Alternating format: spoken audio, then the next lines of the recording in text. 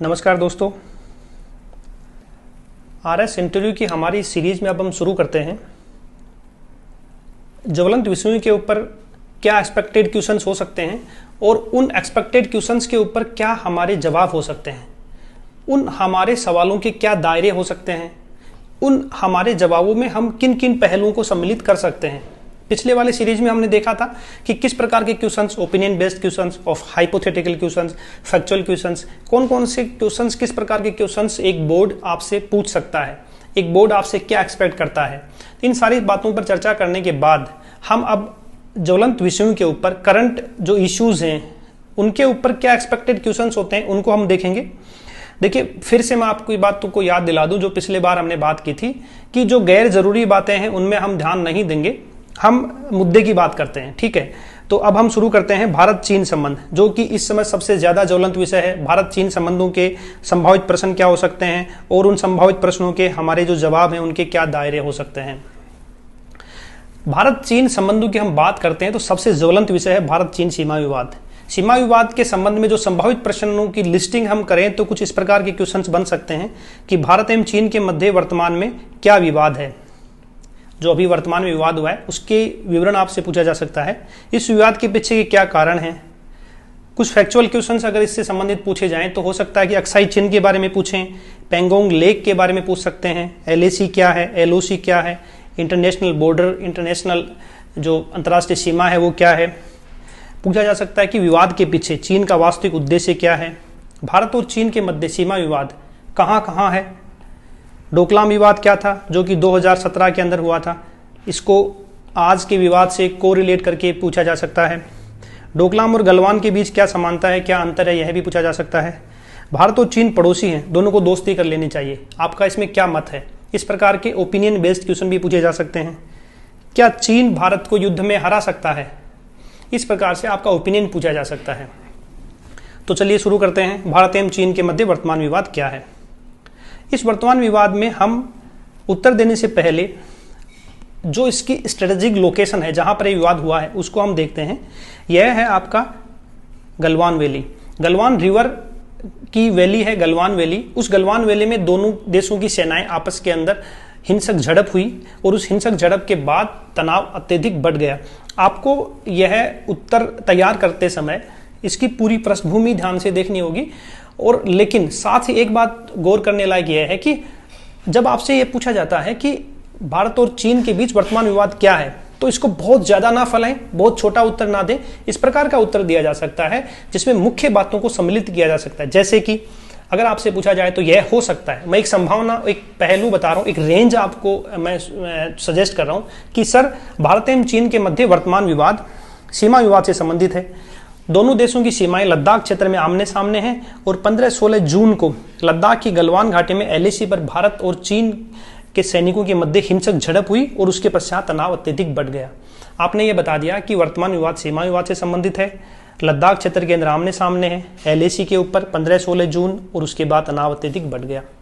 तो इस प्रकार से अपनी उत्तर की रेंज को आप निर्धारित कर सकते हैं। इधर उधर ना भागे। कई बार क्या होता है कि आपको पता होता है कि आंसर क्या है, आपने खूब पढ़ा होता है, लेकिन संगठित तरीके से उसको प्रेजेंट करना यह क्रिटिकल है। ठीक है, तो यह गलवान वैली और उसके नीचे यह है जो आपका पेंगोंग लेक है। देखिए, जब यह पूछा जाए कि इस विवाद की असली वजह क्या है, इस विवाद की असली वजह, देखिए कोई भी रेडीमेड आंसर नहीं हो सकता।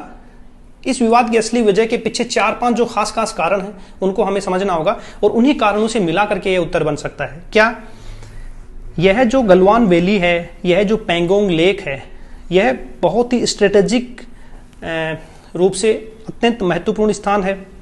चूंकि चीन वर्षों से सीमा के ऊपर आधारभूत संरचनाओं का विकास कर रहा है, रोड नेटवर्क बना रहा है, रेल नेटवर्क बना रहा है, कम्युनिकेशन के जो इंफ्रास्ट्रक्चर है उसको डेवलप कर रहा है, वही काम अब जब भारत कर रहा है तो चीन को तकलीफ हो रही है और चीन द्वारा विरोध किया जा रहा है। तो आधारभूत संरचनाओं का विकास, सड़क निर्माण, चीन द्वारा इनका विरोध, अप्रैल 2020 के बाद चीन द्वारा स्थायी ढांचों के निर्माण का, मतलब अप्रैल 2020 के बाद धीरे धीरे चीन की सेना उस क्षेत्र में जहां गलवान के पास ये दोनों सेनाओं का फेस ऑफ हुआ है, वहां धीरे धीरे वो आगे बढ़ रही थी। जब भारतीय सेना को इसका पता लगा तो उन्होंने अपना विरोध दर्ज करवाया। दोनों देशों के बीच उच्च स्तरीय एक सहमति बनी और सहमति के बाद ये तय हुआ कि चीनी सेनाएं धीरे धीरे वापस जाएंगी। लेकिन अचानक से 15-16 जून को दोनों सेनाओं के बीच हिंसक झड़प हुई, जिसमें 20 भारतीय सैनिक शहीद हो गए। चीन के भी सैनिक शहीद हुए, लेकिन आधिकारिक आंकड़े चीन ने चूंकि जारी नहीं किए। असली वजह के बीच में आप 2-3 चीजें और शामिल कर सकते हैं, जैसे कि चीन हमेशा से चाहता है कि एशिया में उसका प्रभुत्व हो। चीन एकमात्र शक्ति रहना चाहता है एशिया की, क्योंकि वह तो सपने देखता है विश्व की एकमात्र शक्ति होने का, लेकिन फिलहाल हम कह सकते हैं कि एशिया के अंदर अपना प्रभुत्व जमाना चाहता है। और इसी दृष्टिकोण में भारत पर वो एक दबाव बनाने की रणनीति हमेशा से लेकर के चलता है। तो इस प्रकार से अपने उत्तर के अंदर शामिल कर सकते हैं, लेकिन आपको मैप के अंदर गलवान और पेंगोंग लेक इस प्रकार की चीज़ों को अच्छी तरह स्पष्ट कर लेना चाहिए। कुछ और आप बारीकी से इसको देखें तो यह आपका LAC है, यह LAC है, और यह वाला जो स्थान है यह पेट्रोलिंग पॉइंट 14, इसको PP14 बोलते हैं, जहां पर दोनों सेनाओं का फेस ऑफ हुआ। यह गलवान रिवर है, यह गलवान रिवर, और इस गलवान रिवर की ही वैली जो है ये गलवान घाटी है। यह पूरा का पूरा यह एरिया है। यह एरिया बहुत ही, यह बॉर्डर बहुत ही पोरस बॉर्डर है, बहुत ही स्पष्ट बॉर्डर है, स्पष्ट बॉर्डर नहीं है ये। इस वजह से यहाँ पर हमेशा फेस ऑफ की स्थिति बनी रहती है। आगे जो इन 2 क्वेश्चन हमने थोड़ा देखने की कोशिश की है, आगे चलते हैं तो हम देखते हैं कि कुछ फैक्चुअल क्वेश्चन अगर पूछे जाएं तो ये हो सकता है कि अक्साई चिन्ह क्या है। देखिए, अक्साई चिन्ह के बारे में हमें 2-3 लाइन बोलनी है। वो 2-3 लाइन बोलने से पहले हम समझ लेते हैं कि अक्साई चिन्ह है क्या। देखिए, अक्साई चिन्ह का जो मैप में आपको ये रेड के अंदर जो यह वाला जो स्थान दिख रहा है, ये अक्साई चिन्ह है। दरअसल अक्साई चिन्ह 1950s के अंदर 1957-8 के अंदर चीन ने अपने नक्शे के अंदर दर्शाया था। अक्साई चिन्ह को चीन हमेशा से ही जो है अपने अधिकार क्षेत्र में मानता है, अपना खुद का क्षेत्र मानता है उसको। अब आप देखिए कि इसके अंदर यह अक्साई चिन्ह वाला क्षेत्र है। हमें अपने उत्तर के अंदर यह कहना है कि सर अक्साई चिन्ह चीन के द्वारा अधिकृत किया गया भारत का क्षेत्र है। यह भारत के लद्दाख केंद्र शासित प्रदेश का ही एक हिस्सा है। देखिए, दरअसल क्या है कि ये आप देख सकते हैं यहाँ पर कि 1913-14 में ब्रिटेन, चीन और तिब्बत के प्रतिनिधि शिमला में मिले, उनके बीच बातें हुई और मैकमोहन एक व्यक्ति थे जिन्होंने समझौते के साथ एक नक्शा पेश किया। उस नक्शे को उस वक्त माना गया। चीन हमेशा उस नक्शे को और उस जो मैकमोहन लाइन है उसको नकारता रहा है। चीन ने 1958 के अंदर सबसे पहले अक्साई चिन्ह को, और ये देखिए यहां से उसने एक रोड बनाई। चीन ने जो है ये रोड तिब्बत के लिए ये रोड बनाई। उसके बाद ही 1962 का जो इंडिया चाइना वार की ये पृष्ठभूमि बनी, 1957, 58, 60s, वो दबाव बढ़ता गया। आपका पंसील एग्रीमेंट जब नेहरू जी करते हैं और उसके बाद धीरे धीरे स्थितियां इस प्रकार की बनी, ये अक्साई चिन्ह और इस क्षेत्र के अंदर चीन धीरे धीरे आगे बढ़ता रहा। अक्साई चिन्ह के बाद में हम देखते हैं कि पेंगोंग लेक के बारे में बताइए। पेंगोंग लेक के बारे में गलवान से पहले पेंगोंग लेक के ऊपर ही फेस ऑफ हुआ था दोनों सेनाओं का। यह पेंगोंग लेक, ये आप मैप के अंदर देखिए, यह गलवान है यहाँ पर, और यह जो है वो पेंगोंग लेक है। इसकी स्ट्रेटेजिक लोकेशन बहुत ही महत्वपूर्ण है। कैसे कि पेंगोंग लेक जो है वो लद्दाख हिमालय में 14,000 फुट की ऊंचाई पर स्थित है। एक लंबी, सक्रिय और गहरी लैंड लॉक्ड झील है, लैंड लॉक्ड। LAC इसके बीचों बीच से गुजरती है, इसलिए इसका बहुत अधिक स्ट्रेटेजिक इंपॉर्टेंस है। एक खास बात देखिए यहाँ पर, ये देखिए यह है आपकी पेंगोंग लेक। इस पेंगोंग लेक के अंदर ये आपको दिखेंगे यहाँ पर फिंगर 1, फिंगर 2, फिंगर 3, फिंगर 4, 5, 6, 7 और 8। ये फिंगर है माउंटेन रेंज। इन माउंटेन्स को फिंगर कहा गया है, और इन फिंगर में लगभग 3 फिंगर के ऊपर जो है वो इंडिया का अधिकार है और 3 के ऊपर चाइना का अधिकार है। तो यहां पर हमेशा से फेस ऑफ की स्थिति बनी रहती है। यहां पर चीन चाहता है इधर बढ़ना, जो पश्चिम की तरफ, और भारत चाहता है पूर्व की तरफ बढ़ना। यहां आप थोड़ा सा इसके अंदर और देखिए कि यह आपका LAC है। इस LAC को मानता है चीन और इस वाली को मानता है भारत। भारत कहता है कि हमारा एरिया यहां तक है, यहां तक। चीन कहता है कि हमारा एरिया यहां तक है। तो यहां पर हमेशा विवाद की स्थिति बनी रहती है। एक पेंगोंग लेक के बारे में आपको बड़ा इंटरेस्टिंग है फैक्ट मैं बताता हूं कि 3 इडियट मूवी तो आपने देखी होगी। उस मूवी के अंदर ये जो रांचो हैं, इन रांचों के पास ये दुल्हन के वेश में करीना कपूर जब लास्ट में एक स्कूटर चला करके आती है, तुसी ग्रेट हो, ये वाला सीन जो है ये पेंगोंग लेक के ऊपर ही था। तो पेंगोंग स्ट्रेटेजिक जो मेरी लोकेशन के हिसाब से बहुत ही इंपॉर्टेंस है। अब फिर आपको फैक्चुअल और थोड़ा सा और पूछें तो पूछ सकते हैं कि LAC क्या है, LOC क्या है।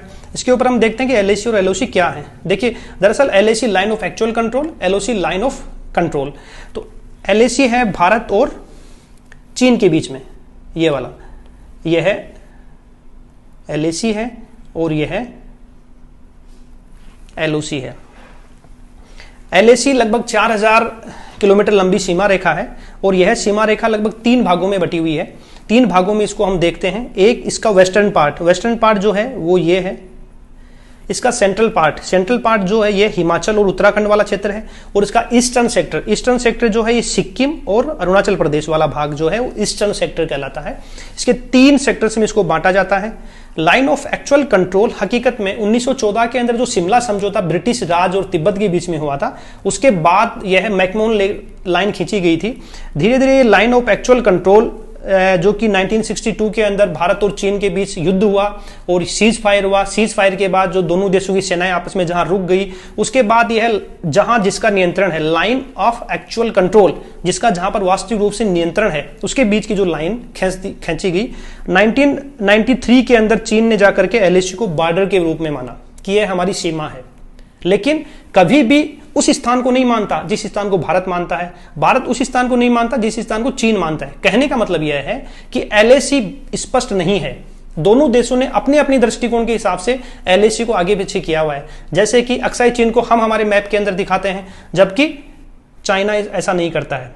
चाइना POK और ऊपर वाला जो क्षेत्र है इसको दिखाता है। यहां पर ये देखिए, ये इसको यहां पर अपने क्षेत्र के अंदर दिखाता है। तो LAC की जो परिभाषा है दोनों देश अपने दृष्टिकोण से रखते हैं, इसीलिए यहां पर हमेशा फेस ऑफ की स्थिति बनी रहती है। जब हम जवाब देंगे तो क्या देंगे, मैंने इसको कंक्लूड करने की कोशिश की तो कुछ इस प्रकार से निकल कर सामने आया।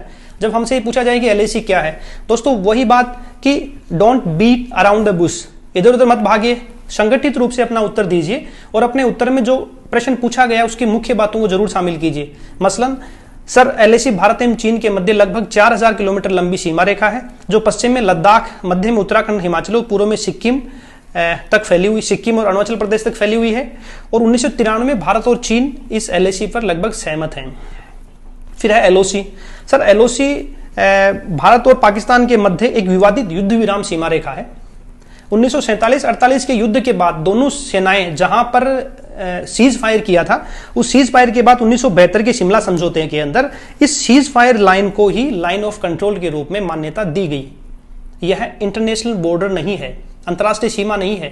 अंतर्राष्ट्रीय सीमा वह है जहां पर दोनों देश सहमत हैं, जहां पर वैश्विक सहमति है, वैश्विक संगठन और अन्य देश भी सहमत हैं, जबकि दोनों देश जो सीमा को साझा करते हैं वह भी सहमत हैं, वह है अंतर्राष्ट्रीय सीमा। लाइन ऑफ कंट्रोल एक विवादित लाइन है, सीज फायर लाइन है, अंतर्राष्ट्रीय सीमा नहीं है। आगे चलते हैं तो इसको मैप में कुछ और अच्छे से हम लोकेट करने का प्रयास करते हैं। तो यहां पर आप देखिए कि यह जो कश्मीर का जो पूरा का पूरा मैप है, जो आप मान सकते हैं कि राजा हरि सिंह के समय जो क्लेम किया जाता था, या हम और पीछे की बात करें तो जो पंजाब स्टेट था, स्टेट ऑफ पंजाब, उस पंजाब स्टेट के समय जो कश्मीर क्लेम किया जाता था, उस कश्मीर का ये पूरा भाग आज हम देखें तो लगभग 6-7 भागों में बंट चुका है। कैसे कैसे, यह जो लाइन है आपकी लाइन ऑफ कंट्रोल, और यह जो है वो लाइन ऑफ एक्चुअल कंट्रोल। इसके अंदर हम देखें कि नंबर 1 यहाँ पर यह है गिलगित बाल्टिस्तान का क्षेत्र है, इसको आज़ाद कश्मीर है। यह है सक्सगाम, यह 3 नंबर का जो सक्सगाम है, यह है 1963 के अंदर पाकिस्तान ने चीन को दे दिया था उपहार के रूप में। सियाचिन ग्लेशियर ये वाला जो क्षेत्र है, यह वाला आपका सियाचिन ग्लेशियर है, जिसके लिए आप बार बार पढ़ते रहते हैं, सियाचिन ग्लेशियर।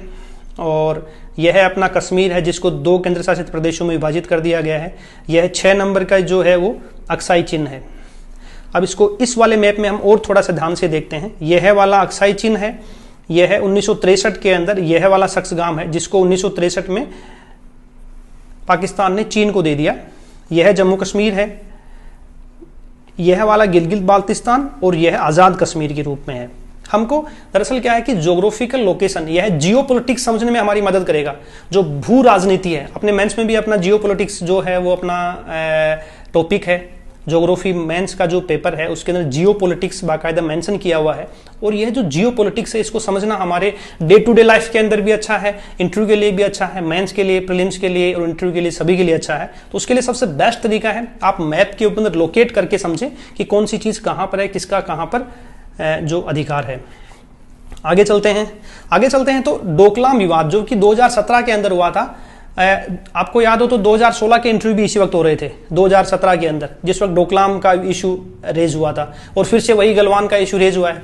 तो आरएस के इंटरव्यू के अंदर ये भारत चाइना वॉर की स्थिति कैसे बन जाती है, क्या लगता है आपको? देखिए जो भी लगे, लेकिन वार लाइक सिचुएशन तो आरएस में भी बनती है और वार लाइक सिचुएशन तो भारत और चीन के विवाद में भी बनती है। ये हमेशा से वार लाइक सिचुएशन ही रहती है। तो चलते देखते हैं डोकलाम विवाद 2017 में हुआ था। इंडिया, भूटान और चाइना, इसमें 3 पार्टीज थी, इंडिया, भूटान और चाइना। यह एक ट्राई जंक्शन था। कैसे?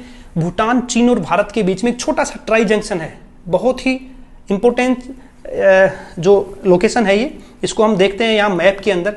यह एक प्रकार का प्लेट्यू है, पठार है, ये यहां पर है।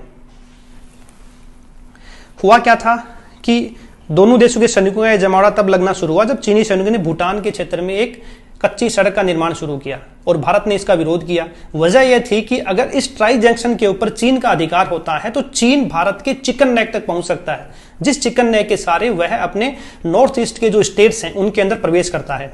तो भारत कभी नहीं चाहेगा कि भूटान की ऐसी जगह के ऊपर वहां पर चीन का अधिकार हो। यदि चीन की पहुंच जमफेरी रिज तक हो जाती है तो उसके लिए सिलीगुड़ी कॉरिडोर, चिकन नेक तक की दूरी लगभग 50 किलोमीटर तक कम हो जाएगी। आप देखिए कितना नजदीक आ जाएगा चिकन नेक के, और कभी भी अपनी चिकन नेक दबा करके वो पूरा का पूरा संपर्क काट सकता है। नॉर्थ ईस्टर्न जो हमारे स्टेट्स हैं उनका संपर्क हम पूरे शेष हमारे राष्ट्र से काट सकता है चीन। बहुत ही इंपॉर्टेंट यह जगह थी आपका डोकलाम, और इस डोकलाम के ऊपर भारत ने भूटान का पक्ष लिया। भारत अपने आप में फर्स्ट पार्टी नहीं था, भारत इस विवाद में थर्ड पार्टी था। फर्स्ट और सेकंड पार्टी थे भूटान और चीन। इन दोनों पार्टियों के बीच में इंडिया कूद पड़ा और उसने ये कहा कि हम भूटान का सहयोग करेंगे। क्यों? क्योंकि भूटान के साथ हमारे सैन्य संधि है, जब भी भूटान को तकलीफ होगी हम आएंगे। इसलिए हम गए और वहां पर हमने हमारी सेनाएं तैनात कर दी और मजबूरन डोकलाम के अंदर चीन को पीछे हटना पड़ा। यह ट्रांजैक्शन को भारत ने अंतिम रूप से बचा लिया। तो यह डोकलाम इशू था। देखिए पूछा जा सकता है कि भारत और चीन के मध्य जो सीमा रेखा के विवाद है वो कहां कहां पर है। इसको भी आप थोड़ा सा मैप से समझ लीजिए। 1914 के अंदर जो ये मैकमोहन लाइन तय हुई थी, भारत इसको सीमा मानता है, चीन नहीं मानता था। 1993 के अंदर जाकर के आधिकारिक तौर पर LAC को बॉर्डर मानने पर राजी हुआ। कौन? चीन। इसके अंदर आप इस सीमा को 3 भागों में बांटिए, लाइन ऑफ एक्चुअल कंट्रोल को इस प्रकार से बांटिए कि यह सबसे पहले यह आपका जो वेस्टर्न पार्ट है, यह सेंट्रल पार्ट है, और यह जो वाला जो ईस्टर्न पार्ट है। यहां पर आपका ट्राई जंक्शन वाला जो होता ही है। पूरे अरुणाचल प्रदेश के ऊपर चीन अपना दावा करता है। अक्साई चीन को वह ले ही चुका है। ये रेजांगला और यह वाला जो मेजर शैतान सिंह, हम बचपन में पढ़ा करते थे मेजर शैतान सिंह की कहानी, यह रेजांगला का 1962 के अंदर जो वार था। अभी आप देखिए कि यह जो अपना पेंगोंग लेक है उसके पास रेजांगला है। उस रेजांगला की हम बचपन में जब पढ़ा करते थे, मेजर शैतान सिंह को जो परमवीर चक्र प्राप्त हुआ था, वह लड़ाई रेजांगला का जो वॉर था वो वहीं पर हुआ था। तो 1962 के अंदर भी फेस ऑफ की स्थिति बनी। 1962 के अंदर भी आज की जो स्ट्रेटेजिक लोकेशंस हैं उनके ऊपर सबसे ज्यादा वार लाइक सिचुएशंस जो हैं वो उसी वक्त क्रिएट हुई थी। तो यहां पर हमेशा विवाद, ये आप ये कह सकते हैं कि जो सेंट्रल सेक्टर है हिमाचल और उत्तराखंड के ऊपर जहां पर सीमा मिलती है चीन की, वह सबसे कम विवादास्पद है, लीस्ट कंट्रोवर्शियल है, यह हमारा सेंट्रल सेक्टर। आगे चलते हैं, भारत चीन के मध्य व्यापार मुद्दे। देखिए व्यापार के इशू अभी अभी हाल ही के अंदर जैसे हमारा बॉर्डर इशू जो है वो रेज होता है, व्यापार से संबंधित मुद्दे भी हमेशा से चर्चा में आ जाते हैं। दोनों एक तरह से जो हमारा बायलैटरल ट्रेड है और हमारे जो बॉर्डर इश्यूज हैं वो लगभग साथ साथ चलते हैं।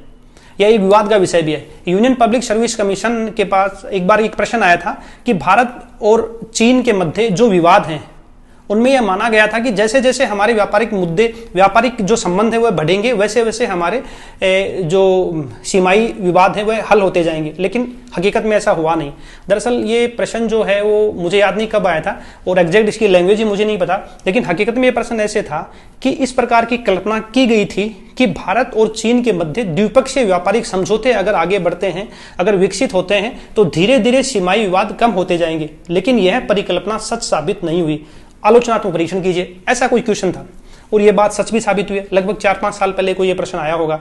लेकिन और आज हम देखते हैं कि बायलैटरल ट्रेड जो है, चाहे इंडिया ट्रेड डेफिसिट में है, लेकिन द्विपक्षीय व्यापार लगातार बढ़ रहा है, लेकिन साथ ही हमारे जो सीमाई विवाद हैं वह भी कम होने का नाम नहीं ले रहे हैं। हाँ, तो हम देखते हैं कि व्यापार मुद्दे के ऊपर हमारे RS इंटरव्यू के हिसाब से क्या क्या एक्सपेक्टेड क्वेश्चन हो सकते हैं। नंबर 1, भारत एवं चीन के बीच व्यापार संबंधित क्या विवाद है? मोटा मोटी प्रश्न ये पूछा जा सकता है।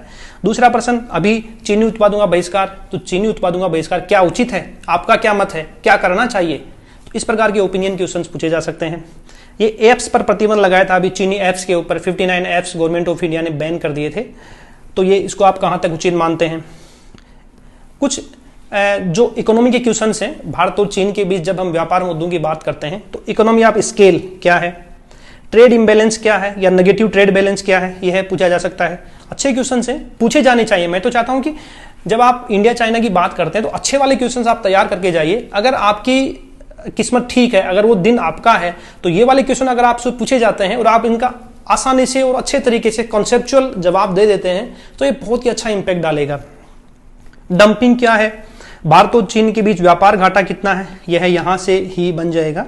भारत चीन के समान आर्थिक महाशक्ति कैसे बन सकता है, कैसे भारत चीन का मुकाबला कर सकता है, टेक्नोलॉजी के अंदर जो है भारत चीन को कैसे पीछे छोड़ सकता है, ये सारे जो व्यापार और टेक्नोलॉजी से संबंधित क्वेश्चंस बन सकते हैं। आगे देखते हैं आगे क्या है। भारत एवं चीन के बीच व्यापार विवाद क्या है? अगर सीधा सीधा हमें ये पूछे तो हम इन दो जो हमारे जो ये टेबल्स हैं इनके माध्यम से हम एक बार थोड़ा सा इसका अवलोकन कर लेते हैं कि China enjoys a big trade surplus with India. India trade deficit में है, कितना है? ये फाइनेंशियल 15 है। हमारा वित्तीय वर्ष 15 जो था उसमें लगभग 48.48 बिलियन डॉलर का हमें ट्रेड डेफिसिट हुआ था। हम इसको पूरा के टेबल को याद करने की जरूरत नहीं है, लेकिन हम केवल इतना जान लें कि अभी हाल ही के अंदर हमारा 46.83, हम इसको लगभग ये बता सकते हैं कि सर लगभग 46 अरब डॉलर का, बिलियन डॉलर का जो है हमारा व्यापार घाटा है। लगभग 46 बिलियन डॉलर का व्यापार घाटा अभी भारत को है दोनों देशों के बीच में। कितना? लगभग 15 बिलियन डॉलर का भारत जो है वो एक्सपोर्ट करता है और लगभग 62 डॉलर का इंपोर्ट करता है और 46 डॉलर का लगभग उसको क्या होता है? ट्रेड डेफिसिट होता है। तो यह विवाद है। भारत हमेशा से चाहता है उसका ट्रेड डेफिसिट कम हो और ट्रेड डेफिसिट कम होने के लिए वो चाहता है कि चीन अपने मार्केट के अंदर हम जो चीजें इंपोर्ट करना चाह रहे हैं उनको प्रेफरेंस दे और यहां पर डंपिंग करके जो सामान चीन हमारे यहां बेचता है उसको वो कम करे। हम ये चाहते हैं, चीन उसके ऊपर पूरी तरह से सहमत हो नहीं पाता है। हमारी मजबूरी बंद होती है क्योंकि हमारे कई सारे सेक्टर्स जो हैं वो चीन के द्वारा इंपोर्ट किए हुए रॉ मटेरियल के ऊपर डिपेंड करते हैं। आगे देखते हैं क्या होता है कि Chinese company have sizeable share in select consumer markets. देखिए हकीकत क्या है इसके अंदर, ये कहता है कि ओवर 74% शेयर फॉर चाइनीज। देखिए मोबाइल हैंडसेट के अंदर 74 और आज तो स्थिति यह है कि लगभग 80% जो है वो शेयर जो हमारा ये स्मार्टफोन्स हैं उनके अंदर चाइनीज कंपनी का है। तो हम यूं अचानक से उसका बाइकआउट नहीं कर सकते। स्मार्ट टीवी के अंदर 42-45% शेयर चीनी कंपनीज का है। 10-12 शेयर इन व्हाइट गुड्स के अंदर जो चीनी कंपनीज है उनका है। देखिए भारत हमेशा से ये चाहता है कि वह ट्रेड डिफिसिट कम करे और इसलिए प्रयास भी कर रहा है। अब हम जवाब क्या दे सकते हैं इसको समझने के बाद कि क्या विवाद है? सर भारत एवं चीन के मध्य द्विपक्षीय व्यापार में भारत नकारात्मक व्यापार संतुलन की स्थिति में है। वर्ष 2020 में 19 में 46 बिलियन डॉलर का व्यापार घाटा हुआ। भारत लगातार प्रयास कर रहा है कि इस नकारात्मक व्यापार संतुलन को सही किया जा सके। बस दैट्स ऑल, ज्यादा फैक्चुअल जाने की जरूरत नहीं है। भारत को व्यापार घाटा है, एक फिगर आपने बता दिया कि इस साल का इतना व्यापार घाटा है और भारत लगातार प्रयास कर रहा है कि इसको कम किया जा सके। आगे चलते हैं। क्या चीनी उत्पादों का बहिष्कार उचित है? देखिए इसको समझने से पहले हमें कुछ हकीकत को देखना होगा। हमने पहले भी बात की है कि आइडियल आंसर मत दीजिएगा। आम जनजीवन में जो धारणा प्रचलित है या व्हाट्सएप यूनिवर्सिटी के अंदर जिस प्रकार की चीजें रात दिन चलती रहती हैं उनके बेस पर अपना उत्तर मत बनाइए।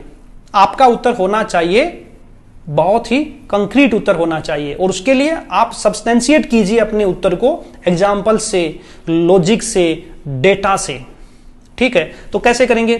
क्या चीनी उत्पादों का बहिष्कार उचित है? हाँ, उचित है। कैसे और कैसे उचित नहीं है देखते हैं। चीनी उत्पादों का बहिष्कार भारत सरकार का कोई आधिकारिक दिशा निर्देश नहीं है, फर्स्ट ऑफ ऑल, लेकिन चीन पर रणनीतिक एवं आर्थिक दबाव बनाने के लिए तथा एक संदेश देने के लिए चीनी उत्पादों का बहिष्कार किया जाता है।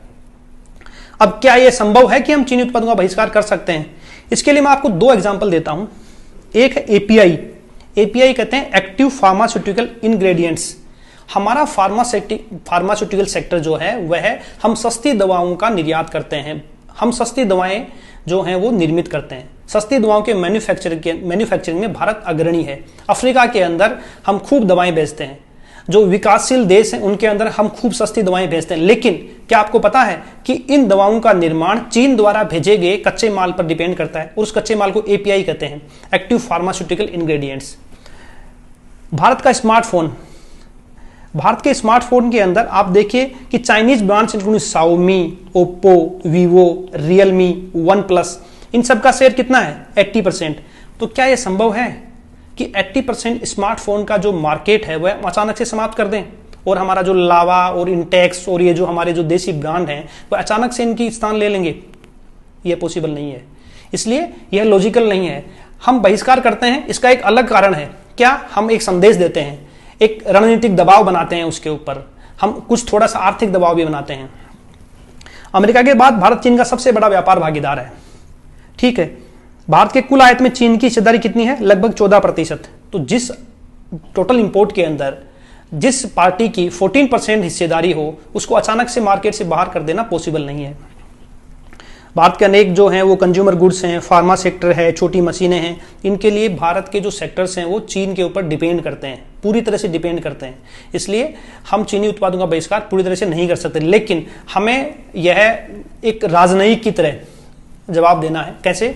हमें यह कहना है कि सर, चीनी उत्पादों का बहिष्कार हम मार्केट के प्रतिस्थापन के लिए नहीं करते हैं, बल्कि हम कैसे करते हैं, एक थोड़ा आर्थिक दबाव भी रहे, सीमा के ऊपर जो फेस ऑफ हुआ है उसके विरुद्ध हम संदेश दे सकें और एक रणनीतिक दबाव चीन के ऊपर बनाया जा सके। इसके साथ ही हमें यह भी कहना है कि यह जो हम बहिष्कार करेंगे, इसलिए हमारे जो डोमेस्टिक इंफ्रास्ट्रक्चर है उसको भी इससे मदद मिलेगी। ठीक है, जो हमारे जो नए नए उठते हुए उद्योग हैं, जो कंज्यूमर गुड्स बनाने वाले जो हमारे छोटे छोटे इंडस्ट्रीज हैं, उनको इससे सहारा मिलेगा, क्योंकि उनको उनके विकल्प के रूप में, अल्टरनेट के रूप में उनको आज नहीं तो कल वह प्रोडक्ट बनाने ही होंगे और सस्ते बनाने होंगे। आगे चलते हैं।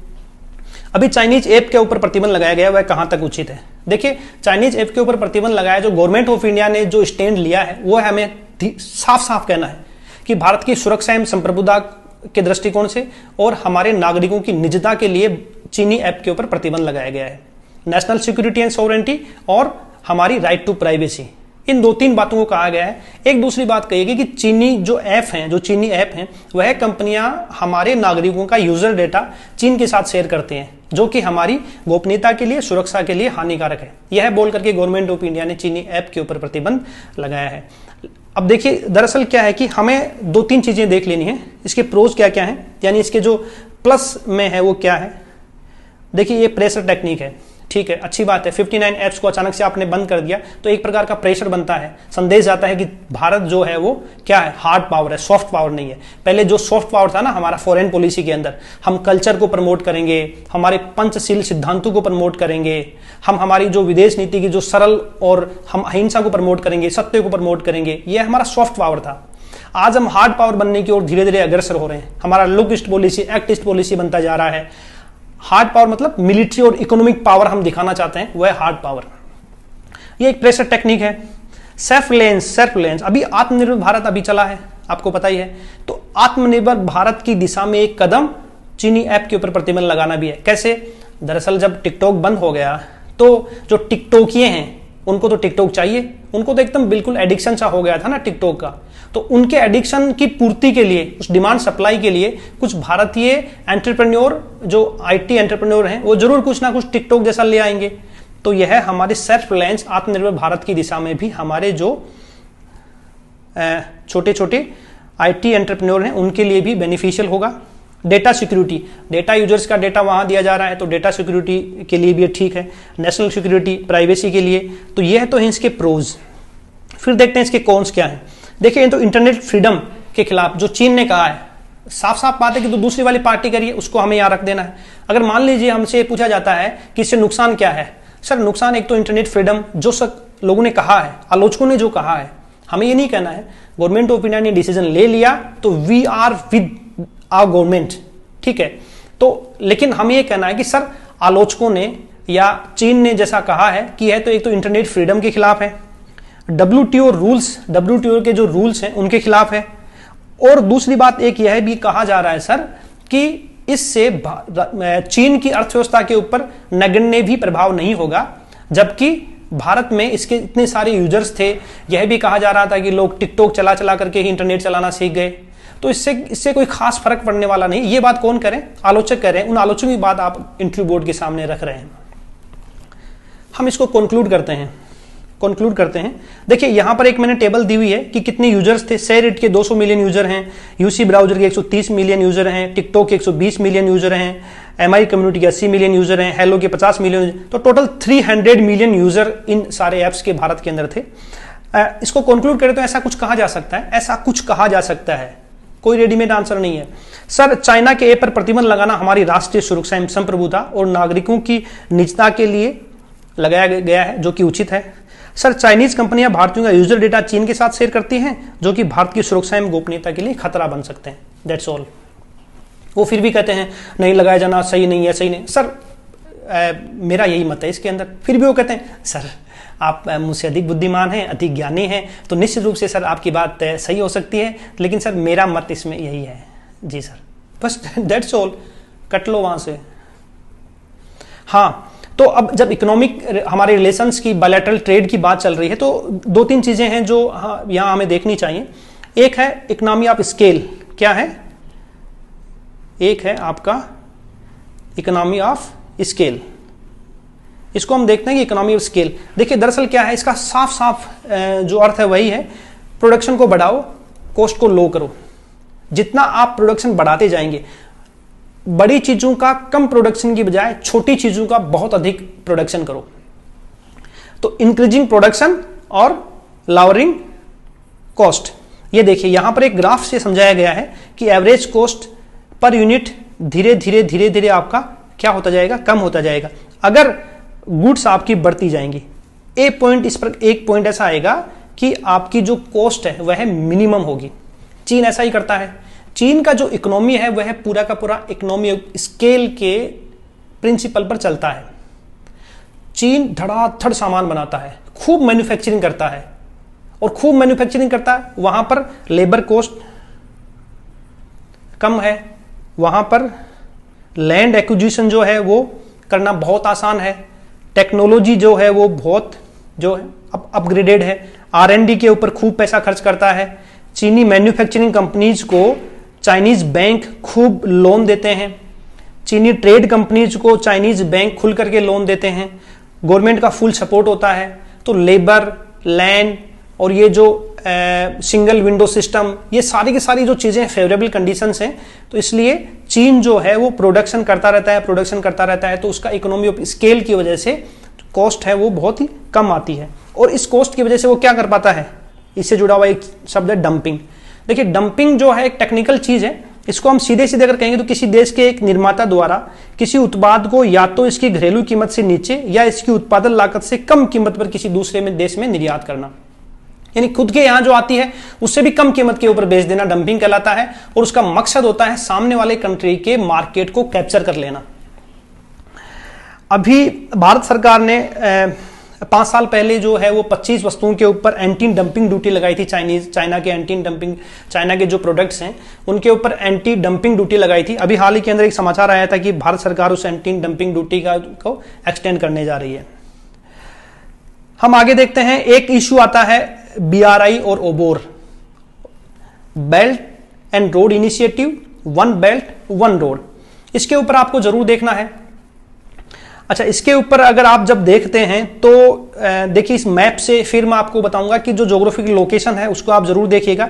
यह है जो पुराना सिल्क रूट है, प्रथम द्वितीय शताब्दी के अंदर सिल्क रूट के रूप में चीन से यहाँ से जो रेशम था वह रेशम व्यापार अफ्रीका तक आता था और यूरोप तक जाता था। उसी रेशम, चीन ये कह रहा है कि उसी रेशम व्यापार को हम पुनर्जीवित कर रहे हैं, क्योंकि चीन प्राचीन काल से ही वैश्विक व्यापार का एक प्रमुख भागीदार रहा है, इसलिए हम फिर से अब उस रूट को विकसित कर रहे हैं। यह चीन तथाकथित रूप से कहता है, और वह कहता है कि हमारा उद्देश्य है पूरे विश्व का कल्याण कर रहा है और उसमें हम योगदान देना चाहते हैं। हम गरीब देशों के अंदर इंफ्रास्ट्रक्चर डेवलप करेंगे, रोड, रेल, कम्युनिकेशन का इंफ्रास्ट्रक्चर डेवलप करेंगे, यह चीन ओवरऑल कहता है। लेकिन असली उद्देश्य उसका क्या है?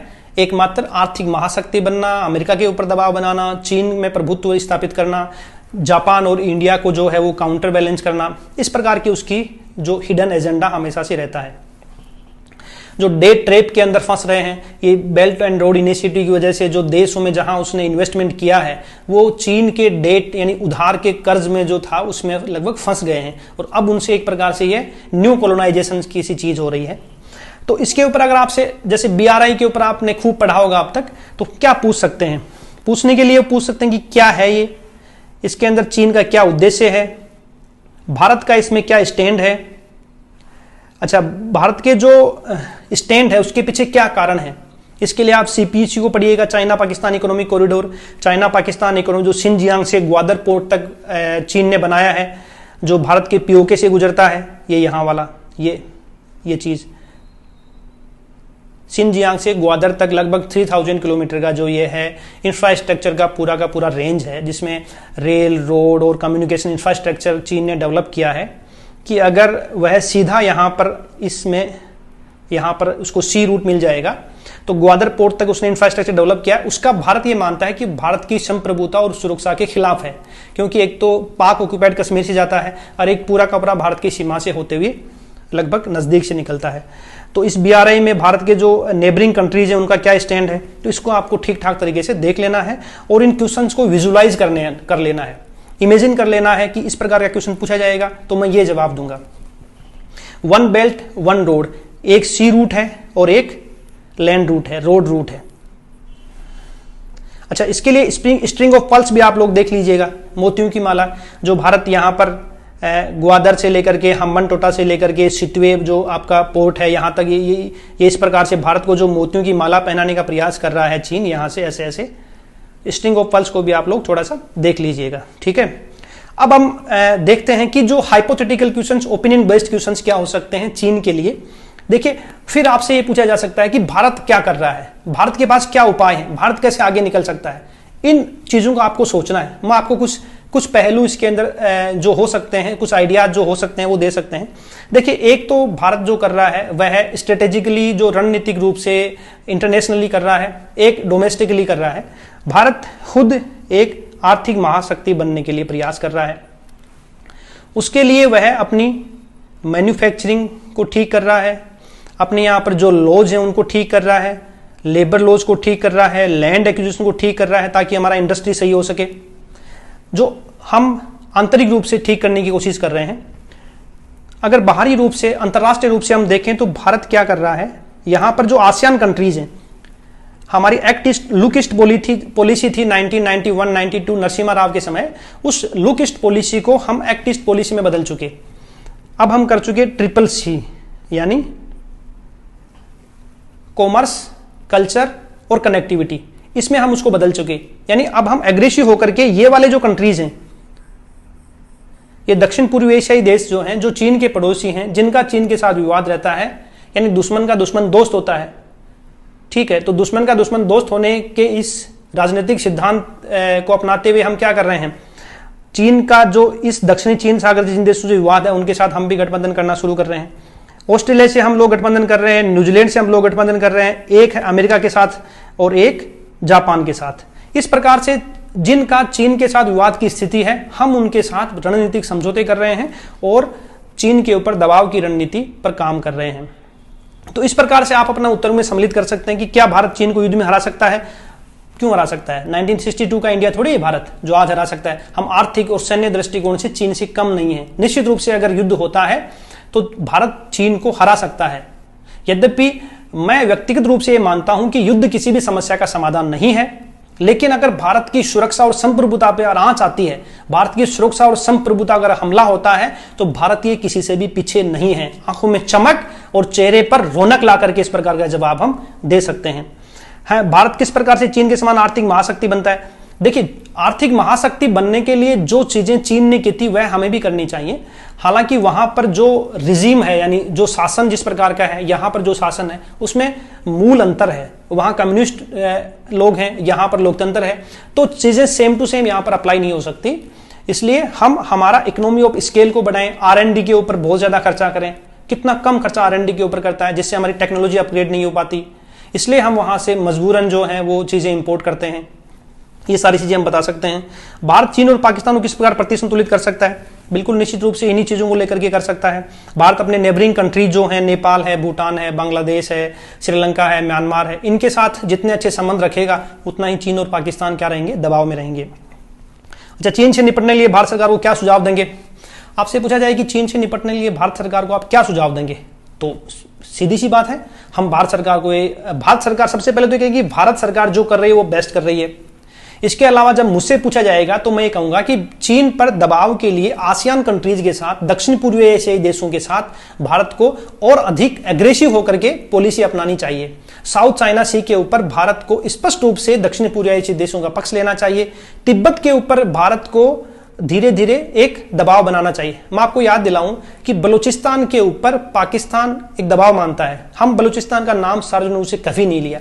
अब की बार हमारे प्रधानमंत्री जी ने लाल किले से बलूचिस्तान का नाम लिया। तो एक प्रकार से ये प्रेशर टेक्निक होती है। तो मैं चाहूंगा सर कि इन प्रेशर टेक्निक्स को भारत अपनाए, और किया भी।